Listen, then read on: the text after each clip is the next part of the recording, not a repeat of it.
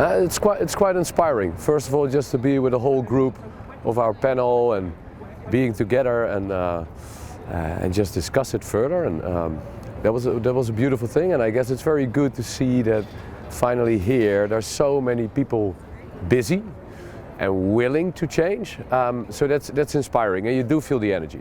I do also hope that next from only talking, action will come, and that's always a little bit the other thing of these kind of conferences, is that you just hope it's not only talk but really action come out of it. But I really feel that the group that came together here on the Sinai project is now really wanting to make the next step and really going for action. So I'm very happy.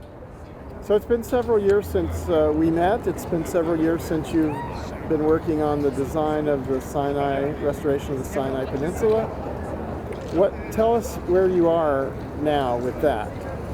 Well, I guess the design has been a learning path together with you, and you connected us to many of these ecological pioneers. And I guess from like say over a year, we really are more focusing on how to monitor and how to create the governance around it. So really the conceptual design is being delivered to Egypt, and it's now really up to them with the local communities to go through it and really adopt and make it their own design and really bring it forward. And in that process we're now with Egypt, and that looks very promising. Also here was important that next to the involvement of the local communities and Egypt itself was also that the Western world and later on also hopefully the Middle East is going to financially support the project and the local communities. And yeah, we're very close to that at this moment. So that's it's finally after 6 years, and I remember it very good. The first time I met you in a coffee bar in the Bosch,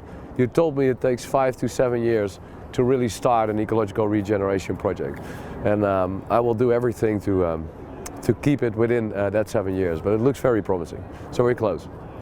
Is there anything I haven't asked you about that you think is important that you want to talk about? Well, I guess what you didn't ask me is that what I've learned from you in those last 6 years, that it's not only a project and it's not only the bigger size, but it's all of us. And I guess what I've learned and what I'm now doing in my own garden, and I hope more and more people will start doing it or potentially join also ecosystem restoration camps, is that together we can change, but we really gotta do it. And there's no time to lose. And I know that lots of people sometimes are waiting for the international world to start really doing the change, but I urge everybody just to start doing it yourself if you have the opportunity.